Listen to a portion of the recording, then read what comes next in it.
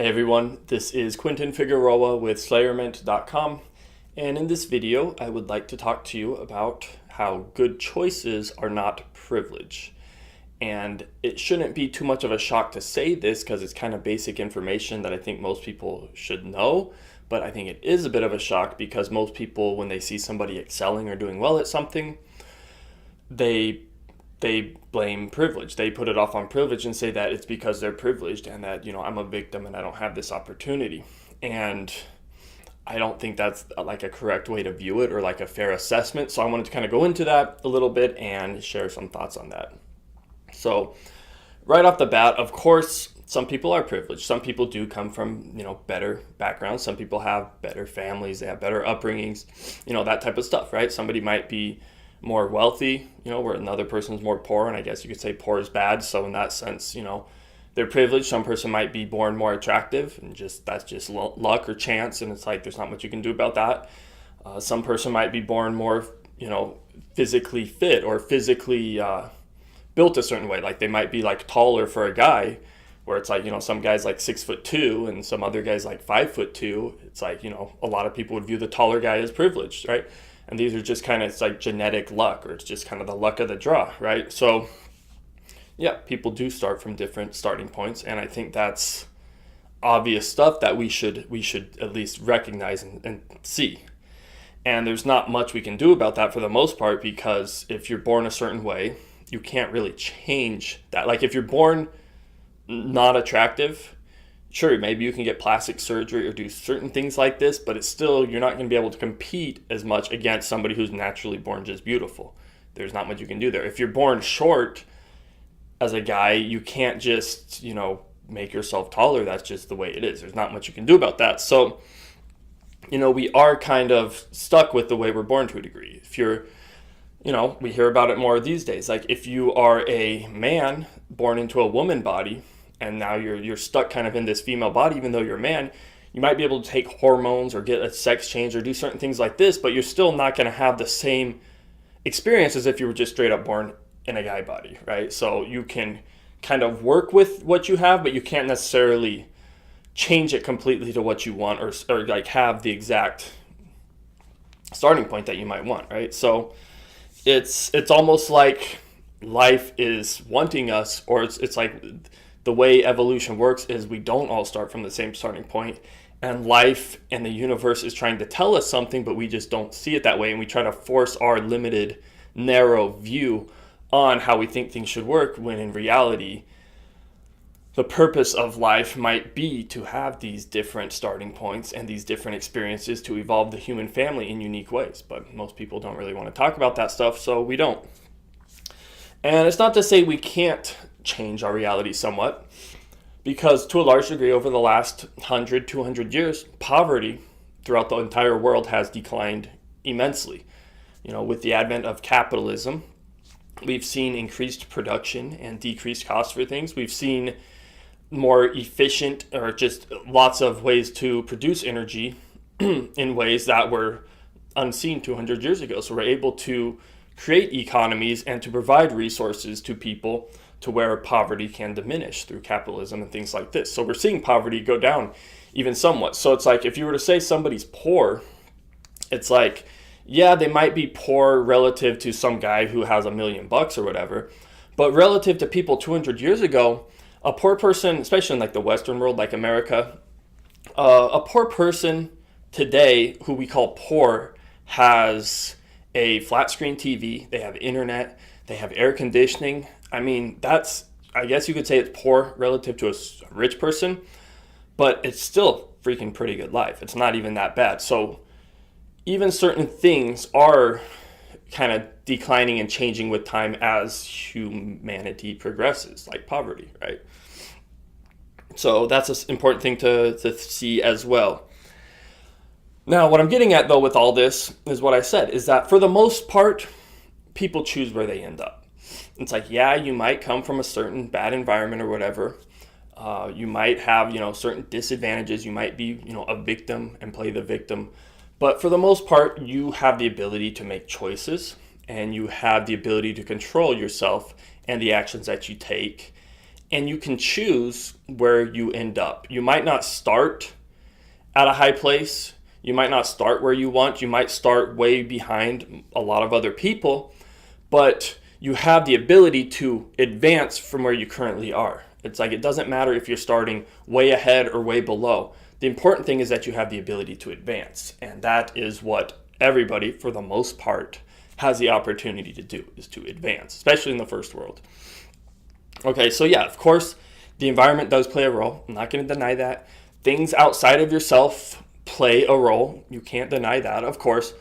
But what most people do deny, which is the most important part, is that you yourself, you do have choices and you have individual decisions you can make that can also determine and greatly influence and determine where you end up in life. And that is what we need to talk about and think about. So we've all seen this type of scenario before. Let's say you have a poor family and you have two siblings in the family, right? So poor family with two siblings, come from kind of a bad environment, bad household. These are things outside of their control, and it's unfortunate. Most people would say it's unfortunate, right? Now the thing is, with these two siblings, right? So they could be the same gender. They could even be the twins. So it's like they're the same age, and there's not like really much favoritism or whatever by the parents. It's very similar for the most part, right? Siblings, same household, whatever. So now these two siblings could, as they grow up, they could diverge and go different ways. One sibling might become a doctor or an entrepreneur, right? And they might do pretty well, what people would call successful or good. The other person might become a drug addict, right? And they might go a totally different direction, and they might, struggle through life. They might do things that make it hard for them to get their life on track, and people are looking from the outside saying like, okay, this one person kind of has it together, this other person doesn't. They came from the exact same environment.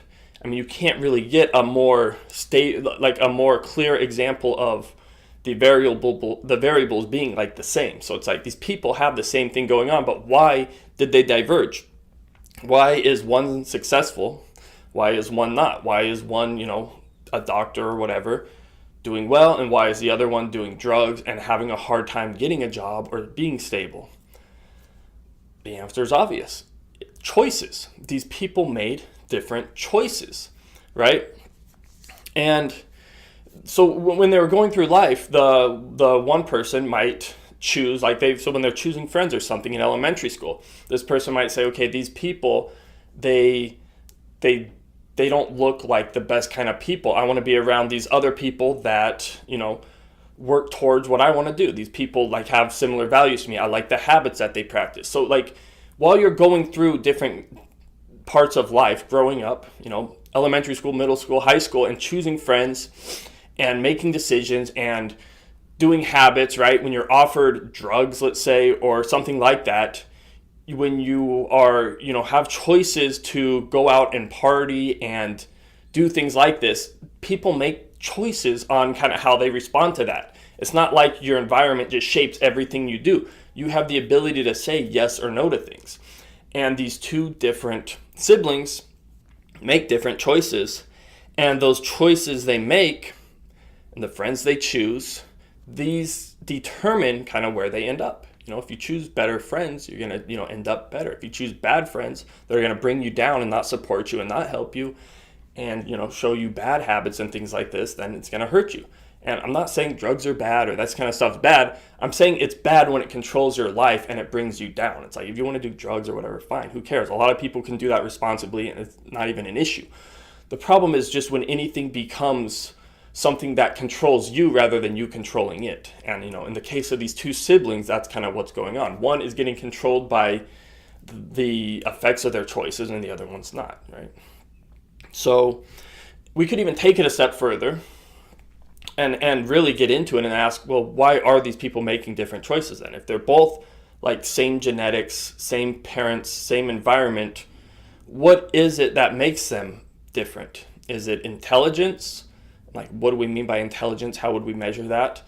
Is it personality maybe? So you could get into this and really explore it And that's, to me, a very important question, but I don't think a lot of people would talk about that or want to explore that. And that's kind of the real, that helps to clear up why somebody might make certain choices and why somebody else might not. But it's not really the point of this video, but it's something to think about, something I wish more people would talk about. Why can two people from the exact same environment go different ways? Why does one person almost have like the insight and the wisdom to know ahead of time that something is a bad choice where the other one doesn't? It's like there's something more going on here. Okay, so let's go into a few examples of privilege and what, people talk about when they say you're privileged or this person's privileged or this kind of thing, because we hear it a lot, especially these days. Okay, so yeah, I'm sure you've heard the term, maybe you've used the term, somebody's white, somebody's a male, like me. That's white privilege, that's male privilege, right? So me being a white male, I have like the most privilege out of anyone, right? So I'm sure you've heard the term or used the term, and that's what people say. If you have like a hot woman or a hot guy, that's privilege. They have an advantage that somebody else doesn't. That is like a attractiveness privilege. If you have somebody who's fit or athletic, somebody who's tall guy, some woman who's in good shape, that's privilege. It's like these other people don't have this advantage, right? A woman has like a perfect body with nice boobs and she's naturally thin. It's like that's privilege. It's like these other women are screwed. It's like they're at a disadvantage. They're unfortunate. They're unlucky. And this other person just has this huge advantage like right off the bat, right? So these are the types of things people say. And the people who are, so that there are, like I've said, there's certain things that are things we don't have control over, but there are certain things that we do have control over.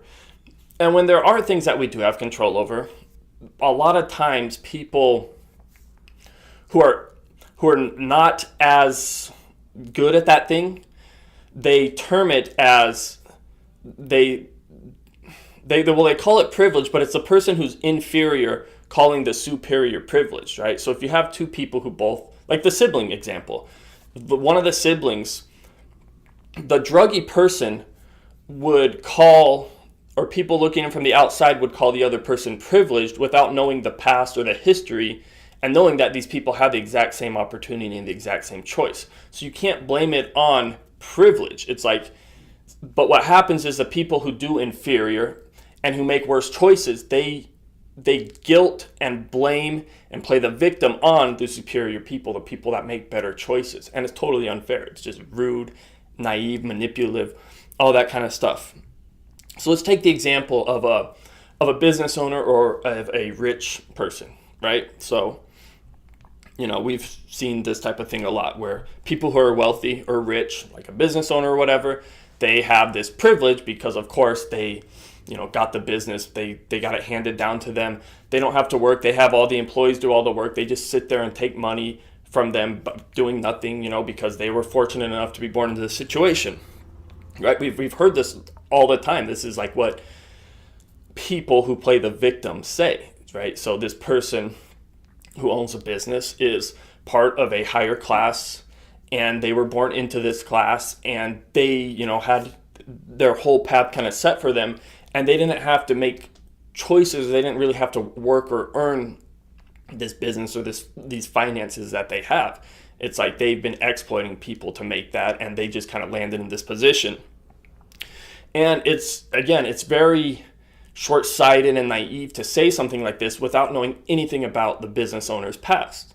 Because most businesses, they're not inherited, and they're started from just everyday middle-class people. Most businesses aren't just something that's handed down to them, and they're not just some magical thing that appears and that these people are fortunate to have and lucky to have.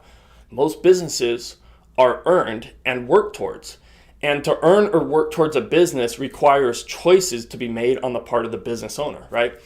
People come in and they look at a business and they just look at where it currently is without looking at any of the history or the past that went into it, right? So they'll say like, oh, look at this rich guy. He's 50 years old, just sitting on a business making millions of dollars a year. Well, I'm just not that fortunate in doing this. But it's like you don't see what he was doing when he was 20 years old to 50 years old. You don't see all the failed business attempts, all the work, all the effort, all the sacrifices, all the learning, the education, all the struggle that goes into it. Because anybody who's done business or tried to do a business knows it's not easy. It's not hard. That's why nobody does it. And of course, the people that don't do it are going to complain because the inferior will point the finger at the superior. That's the way that they guilt people into making them feel like they're doing something wrong by excelling, right? That we see that all the time. And so with businesses, it's very naive and short-sighted to think that it just got there and these people are privileged. It's like, yeah, okay, sure. Some people are privileged with businesses and they do inherit it, right? But then they'll go, if they're not able to run it or they don't have the skills, the understanding to know what they're doing, they'll just blow the business and lose all the money anyway. So it's like, if you don't have like a certain level of understanding to make things work, you're not gonna keep the business going anyway. You're gonna lose it. You have to have some type of value and some type of way to make it work that comes from previous decisions and choices that you made. Now, the thing with businesses, the difference for the most part, between a business owner and a non-business owner is time preference, right? So a business owner has a low time preference, and good business owners have very low time preferences, where non-business owners or employees or people that complain, they have high time preference usually. And what I mean by time preference is the amount of how long they're able to put things off, how long they're able to defer gratification. So we know that we kind of live in an instant gratification world. Like, most people want things instantly. Nobody wants to save or wait for something into the future, right? So if you give like somebody a choice between having $1 million in 20 years or $10,000 right now, most people would take the $10,000 right now because they don't want to build equity or work towards something in the future and wait for it. People don't like waiting. It's time preference. And I'm not saying it's good or bad, because there's pros and cons to both. There's pros to getting things now and being able to work with that and use it. And there is pros to having things later and being able to, have more greater things later by, putting them off. So there's pros and cons to both ways. It's not a good or bad thing, but most business owners have low time preferences. And that's why they build towards and create businesses. It's like they know it's going to take time to get there. It's going to take a lot of struggle and planning and effort and whatnot. And they know their first business, their second business, third business, they might fail. And it's not going to be fun. And you're going to be working on something that's unknown, that you don't know how it's going to work in the future. But you just have to kind of go with your gut or your instinct and just continue pushing on, even though everything, it seems like, is going against you. And this is stuff that the people who call business owners or rich people privileged, they don't even think about this or know this. It's like they don't even take this into account. But this is precisely what's going on. And this is all choices. These are all choices. A business owner says, rather than have $10,000 right now, I choose to have $1 million 20 years into the future, and here's the path I'm going to take to get there. And it's not going to be necessarily fun. It might not be, I might lose out on certain things that these other people are doing. But in the end, I would rather be there, so I'm going to make these choices. So it's not privilege if you're a business owner. It's choices. These are different choices. These are different time preferences. These are different skills that you're using, and there's different pros and cons to it. Right? So you can't have the best of both worlds. You can't take things now and have the instant gratification, but then complain when somebody who doesn't do that ends up better or ends up where you want to be. It's like you could have done that, but you would have had to put off what you did and get there, right? It's no different than like somebody going to school. It's like somebody goes to school and ends up in a better job, but you didn't go to school when you could have gone to school. It's like you can't just use that against them. You can't say like, this person, you can't ignore it. The people ignore the history that's going on with this stuff, right? Because nobody wants to put off going with, like, people would much rather like go out with friends on the weekend or relax and have time. Where the business owner is like, well, that's going to take away from where I want to be, so I'm going to not go out with friends and I'm going to freaking read books, or I'm going to try to build a business, or I'm going to make phone calls to try to get some sales or things like this. It's like these are different choices, and you have to understand like these different choices that are going on, and how a lot of the stuff that people want to do and even business owners want to do, business owners aren't doing it in order to get ahead and in order to get kind of where they want to be. So anyway, you know how it goes. So, and it's interesting because, so say, you have somebody who is rich though, and they do have a head start and they are privileged, right? Like a perfect example for this would be Donald Trump, right? So he, had like $1 million or whatever head start, that his dad provided him. And, people would say this is a privilege. And it is, sure. He has an advantage that a lot of people don't have. But the thing is, most people can't turn $1 million into $1 billion. And turning $1 million into $1 billion, that's no longer privilege. That's now choices, that's effort, that's work, and that is actually, doing something of value, right? So, people would say, well, if I had $1 million, or if I was born into a situation like that, then anybody could do that. Anybody could throw $1 million in the stock market or in the bank and make interest off it and become a billionaire. It's like, no, you can't. That's total BS. But you can look at it, just an example. Like, people win the lottery all the time. They hit the jackpot at a casino, and they'll get millions of dollars. So these people have this, these people are now privileged, right? These people have lottery privilege, and they are way ahead of other people, and they have this huge advantage that others don't have. But what happens to these people? Almost all of them blow their money, and within a few years, they're right back to where they started, right? So it's not any advantage. Well, it's an advantage to have money, but the difference between where people end up from where they start are the choices. People who win the lottery, they make bad choices with their money. It's not good or bad in the sense that you shouldn't do something. Do whatever you want. But if you blow it all and then complain saying that, somebody has privilege, or people from the outside in view these lottery winners blowing it, but they don't recognize that and they just say they're, unfortunate. It's like, you need to look at what's going on, look at the data and look at the information, because these are choices.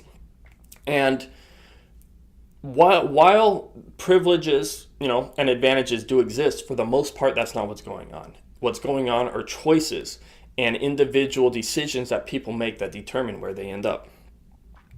So now we have, somebody might be born into the first world. So now they have a privilege because, you're part of America or Europe, or you have people in Africa or India or some other country where it's like you have a much bigger disadvantage in these other places. So let's look at that.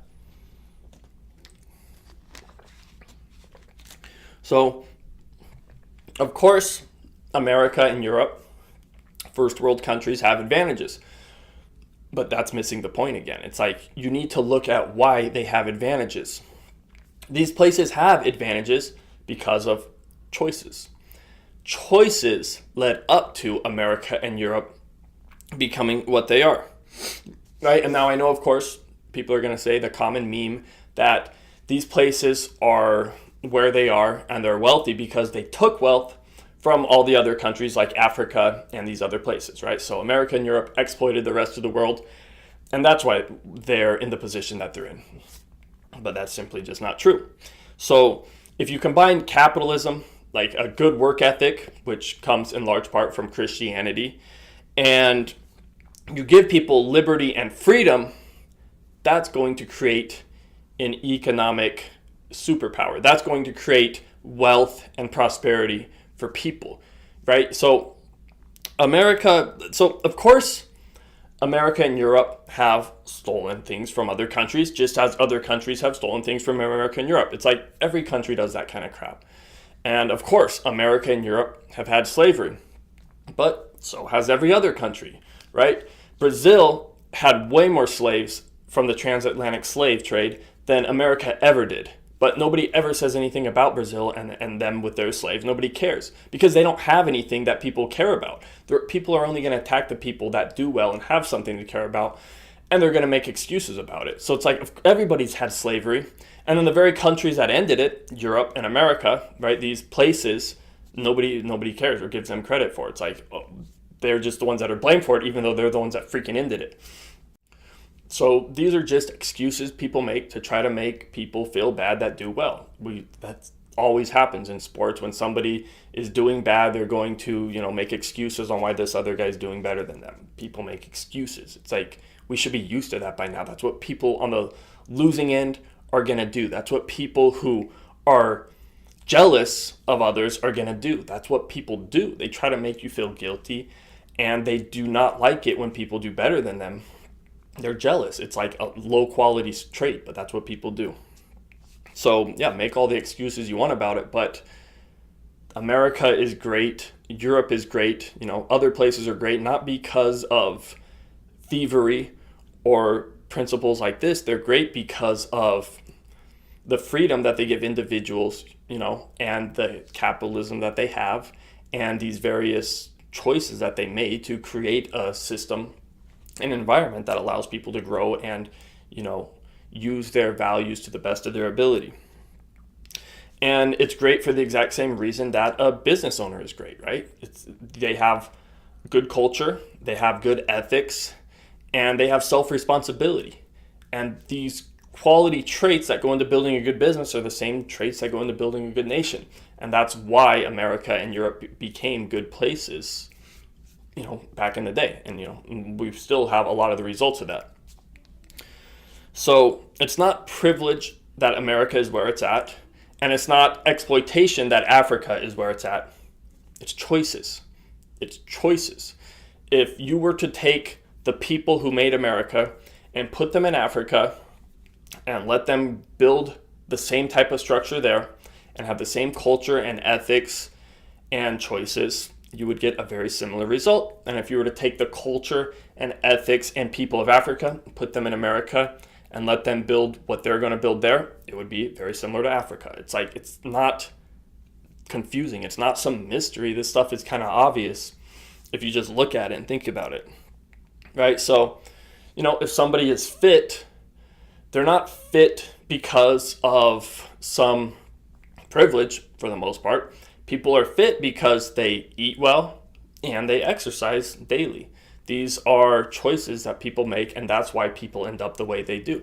And people know this, which is why with somebody who's being fit, they don't really say it as much because it's so obvious, and you can't really manipulate people into that because people know, like, well, yeah, they're fit. Like, okay, they might have good genetics or they might not have to exercise as much. And I guess people do make excuses about that. But if somebody's going to the gym every day and they eat healthy, that's why they're that way. These are choices. It's not privilege.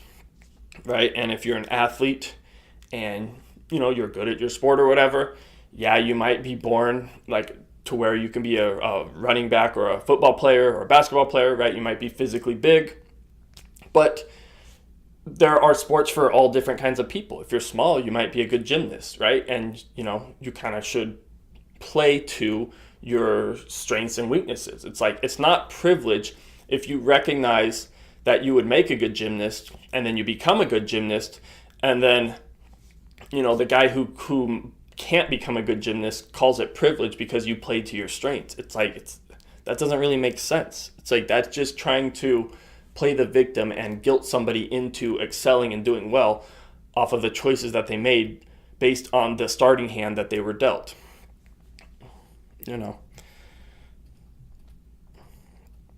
Okay, and then of course, the one we hear a lot about is white privilege. That is one of the most popular things going around. So white privilege, I think, first of all, what does that even mean? Because there isn't really a good definition for white privilege. It's usually something that's just thrown out to, I guess, make people feel bad. But if you were to try to get a definition or an understanding, you can't really define it because it's too broad. There's too many scenarios where you have white people at all different ends of a spectrum. Not all white people are like one way or another way. It's a very hard thing to even define, and it's just kind of silly. But if we look at it, so what happens is you have it to where, like with America and Europe, started by white people. White people create these societies that other people see as good. And then now somehow white people are privileged because they created their own society that's good. It's like, it's funny, like we don't go to Asia, right? We don't go to China or Japan and say that they have Chinese or Japanese privilege because they do things a certain way there. And they have things written in Japanese, and I speak English and I can't read that, and now they're privileged because they are doing things their way. It's like, you don't do that because it's stupid. It doesn't make sense. It's like walking into somebody's house and saying that they're privileged in the very property and thing that they created. It's like, of course they are. They created it. It's stupid to say that they're privileged. It doesn't make any sense. But that's what people do with countries. It's like white people create a country and they have certain cultures and things that they build into it. But now if somebody who's not part of the creation of it comes in and tries to change it and says you're privileged, it's like, what are you talking about? You don't go to Japan and try to change it and say they're privileged and they're doing it a Japanese way and they're not doing it my way and they're racist or whatever. It doesn't make sense. But that is what is going on a lot of the time. And it's interesting because if you look into it, like identity politics is a big thing in like the Western world in America. Like it's a very manipulative game that's played. But of course, like if you want to play that game, you need to play it completely or look at it completely, or let's go there. So if you say white people are privileged, right, in America and in Europe, but let's look at America. White people are privileged in America. Well, what does that mean? They have what? They make more money, or they have better education, or they have opportunities like this? It's just not true, because if you look at the group of people that make the most money, it's not whites, it's Asians. Asians make more money on average than whites. So you don't have white privilege in even the most important metric that you can find, which is wealth. The people who make the most money on average are Asians. So it's like, it's a stupid term to use, white privilege, but if you're going to use it, it's still not even accurate, because it's, if anything, it's Asian privilege. But nobody talks about Asian privilege because the whole term is to manipulate groups of people into acquiescing to, government control, state control over institutions and things like this to, break apart society and break down society so it can be more easily controlled. It's obvious to anybody who studies this stuff or looks at it or can read a little bit between the lines. It's super obvious what's going on and how people are used to be played against each other to manipulate them and whatnot. So it's obvious, but Asians are the ones that make the most money, but nobody says Asian privilege because that would go against the narrative that the media and the people who want to control society create. So you don't hear anything about it. Now, the better question also is, why is it then that whites are creating societies that people view as good or that people want to go to? Why are there, so many inventions by white people? Why are there a lot of these things that make our lives better that came about from white people? Well, this is another question that I think would be a lot more beneficial to ask, but people, never want to go into these topics either. They don't want to be scientific about it or see what's going on, because you have a lot of important things at play here, like culture, ethics, and dare I say genetics. You have these aspects going into things that people just don't want to measure or discuss. They just want to kind of give a preconceived view on something rather than the view that they can derive through careful study and analysis. And that's what most people do. So yeah, we should look into not just the effects of things, like why is America the way it is, but look at the causes, look at the choices that went into them. What were the choices that differentiated America from Africa? What are these differences that created this place that now people who are not part of the creation or don't share the same values now call these people with those values privileged? Like, what is going on? What are the choices that got it there? We should look at that, right? If we have blacks and Hispanics doing worse in certain things than whites, we should look into why. We shouldn't just assume everybody comes from the same starting point, or everything is equal, or everybody has the same culture or genetics, we should look at all the different variables and determine why this is, right? Because maybe it's not that whites are privileged, but maybe it's that they are better at certain tasks than other groups of people.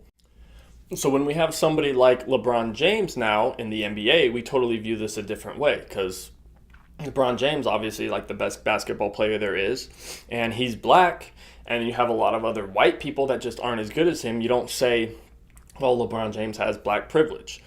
No, it's like you say, like, okay, this guy, he's worked really hard, and he's practiced a lot and put in a lot of time, made very good choices. And yeah, at the same time, he might have a genetic advantage because of the way he is. You don't see a lot of Asian basketball players because they don't have the genetics for it, right? So blacks, in a way, have a certain genetic advantage, but we don't hold that against them in the NBA. We don't say like, oh, we need to have more Asians. We need to have less blacks. It's like, we don't do that because we know it's stupid. We know it, but in other areas we do because, certain people in power and control want to manipulate things a certain way and they want to do it that way. So we need to recognize there is a genetic component, sure. And then we need to also recognize kind of the work and the effort and these different variables that go into all this.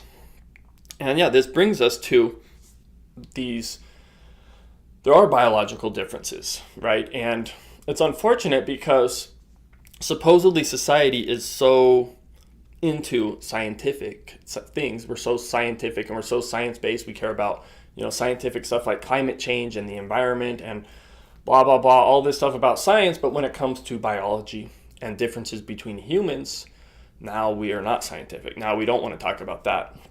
Yeah, because it's obvious that we have men and women being biologically different, right? Men and women are obviously not the same. They have different biology, and that's the way they are, right? So men have certain parts of their biology that make them a certain way, and women have parts that make them another way, right? Men in general are going to be more aggressive, more assertive. They're going to be more rational or into facts and data and this type of stuff, where women, on the other hand, are going to be more empathetic. They're going to be less assertive. They're going to be more emotional. They're going to be somewhat more intuitive or more nurturing. So there are certain attributes to men and women that are based off biological differences, right? So women biologically have children. That is like a big biological part of them. That's why they have boobs. That's why they're built a certain way for children, right? And the men are built a different way. They are built more physically, and they're able to do kind of more physical things and whatnot.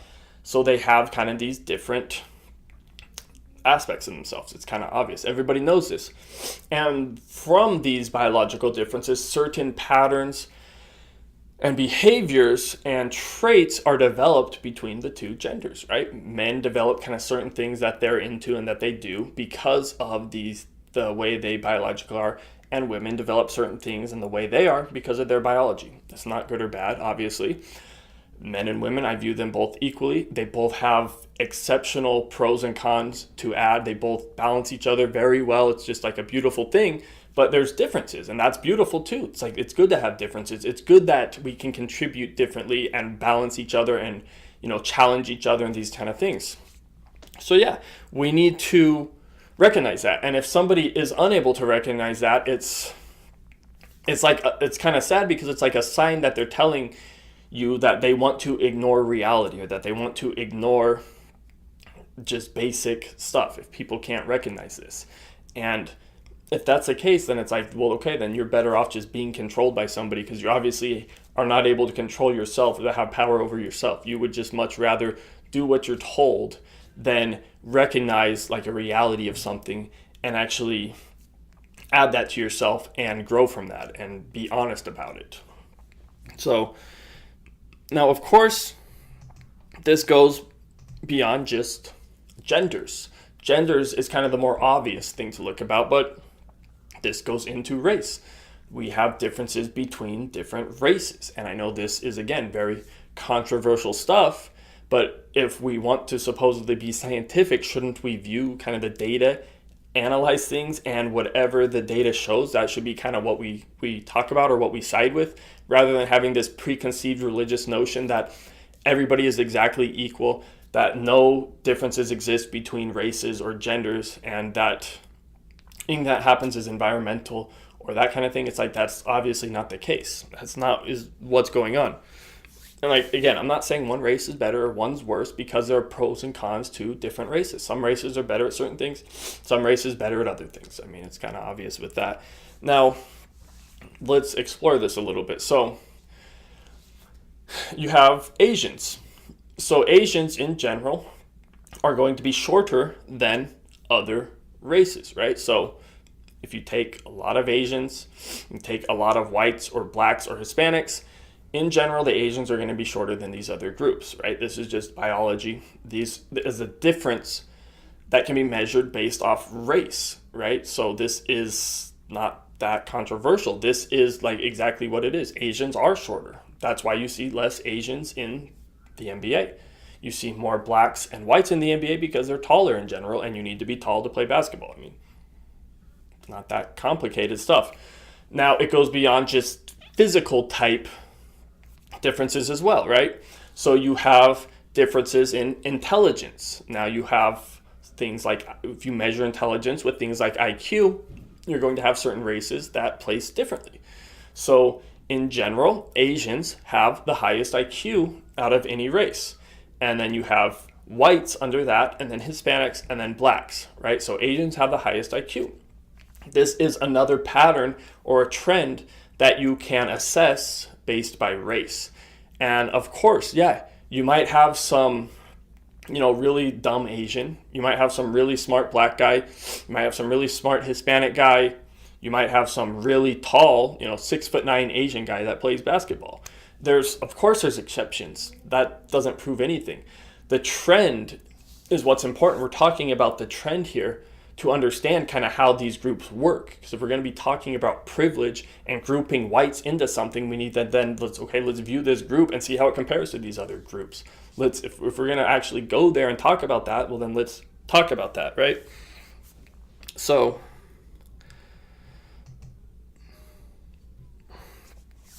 that is something that nobody really wants to talk about. People would rather just lie to themselves about this kind of stuff than kind of view the facts and the data and be honest about it. And because they're kind of afraid where it might take them. They don't want to have it where other races might be different or this type of thing, but it's like, you can't change the reality of it. That's the way it is. And I'm the first one to say that you shouldn't be held up by some circumstance you might be born into. Like, say you are born into certain genetics or something that you don't want to be. Maybe you're like a short guy and you're like, this sucks. But for the most part, you can be what you want to be, or you can at least work towards it, right? This is kind of like self-help, or this is kind of like wise philosophy. It's just a good attitude to try to improve yourself, even if you're not in the circumstance that you want, or even if you're not, privileged, or what people would call privilege, right? Even if you were to talk to somebody like LeBron James and say like, look, I'm 5'10" and I want to be in the NBA, and he'd be like, look, if you work hard and you go for it and you believe in yourself, you have a shot at doing it. You can do it. It's like, just because you're at a disadvantage doesn't mean you can't do what you want to do. It just might be hard or whatever, but that's fine. That happens all the time. That's, people deal with that all the time. So the important part now, so there are differences between races and genders and whatnot. But what happens is, when a certain race or a gender is better at something, whatever they're innately better at, they now get blamed as being privileged for this thing that they're better at, right? So it's like, it's interesting. So if, whites might be more intelligent in certain ways, right? So if blacks and Hispanics are not as intelligent, these white people are going to be blamed as being privileged rather than recognizing like a genetic component of intelligence, right? So they're blamed as privileged, not in the sense that they are better, but privileged in the sense that something is unfairly holding the other parties down, right? So this is where people want to equalize things because they have this preconceived view that there aren't differences in genetics, that we're all blank slates that are the same, right? So Asians, whites, Hispanics, and blacks, we all have the same abilities, which for the most part we do, but there are genetic differences and there are kind of nuances and degrees and trends and patterns. And people have this preconceived view that we're all at this exact same spot, and if certain trends arise for, say, whites and Asians excelling in certain things and Hispanics and blacks doing worse in certain things, you're going to have it where people want to shift that and they want to equalize it to what their preconceived view is on how it should be, even though it's not right. Obviously it's not accurate because their preconceived view is not like scientifically right. It's not how reality is working. There are genetic differences, and that's the way it is. And if you want to try to shift it and fight genetics or fight kind of the reality of something, all you're going to do is create more problems. You're going to create an imbalance that's going to now break other stuff. It's like you can't fix something that way. You can't try to fix something that's not broken. It's like nothing's broken here, so what are you trying to fix? All right, so what happens is we pull the superior down and then we try to push the inferior up, right? So we punish excellence and then we reward mediocrity, or we reward bad behavior, or reward things that aren't good. And we just reshift an equation in a very unintelligent way. So yeah, there are choices that people make, but there are biological differences too, outside of just the environment. We hear all the time about the environment, things outside of your control, all these things happen, but we never talk about biology itself. We never talk about like your actual race plays into that. Your actual gender plays into that. There are biological components to this as well that people don't really talk about. And it doesn't really take a high IQ to know why, because there's obvious manipulation going on. And when you put groups against each other and you have this kind of infighting between people and you have them going at each other, it's like you're easily able to control them. It's so old, it's new. This has been going on for history. This is kind of how it works. This is how people control other people. They pit them against each other. And that's what is going on, and that's what is happening. When you hear terms like white privilege, you're putting one group against another group now. You're not even accurately assessing what this even means or what it is, and you're just, trying to force a certain narrative. Right? So when somebody uses a term like white privilege or male privilege or anything like this, it's a signal that they're a victim. It's a signal that they're calling themselves a victim, right? So it's like you automatically know that when somebody is calling somebody else privileged, they view themselves as inferior, because nobody is going to call somebody who's inferior privileged. They're only going to call people that they view as better than them or doing something, better as privileged. They're going to call the superior privilege. So it's like a victim thing. It's something you do to somebody that you're like jealous of, somebody that you envy. It's bad philosophy. It's not really good behavior. It's something that losers do. That's not what a good sports team does. When you're playing basketball and you lose, you don't say like, oh, that was a bad referee. I think the rim was like not quite the right size, or they didn't do the court quite right. Making all these petty excuses. It's like, how about you just blame yourself or take responsibility yourself and, work from there? Why don't you just be accurate about it and honest about it? So yeah. So when you hear privilege, it's either the media baiting gullible people into behaving a certain way so they can get a certain reaction, right? Which happens all the time in lots of different ways. Or it's just somebody who is unable to kind of grasp the full details of what privilege even is or what it even means, and they're not accurately assessing it.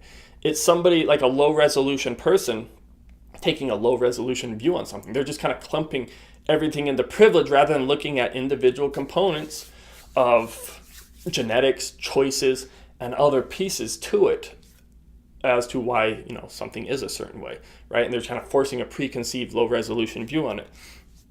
So that's what happens. And of course there's privilege. That's life. Everybody starts out differently. But for whatever reason, we only care about privilege when it's kind of to our advantage. If it's something like sports, nobody says anything, nobody cares because it's obvious. It's like we want to manipulate and make people feel guilty when it's to our advantage. And that's why people use terms like privilege and stuff like that. Now, so yeah, the privilege that most people are talking about doesn't exist for the reasons that they say. They're just totally not talking about something that makes any sense. And people need to go back and do their homework about this before they end up actually destroying the very society and freedoms that the so-called privileged people have created. So, thanks for listening, everyone, and have a great day.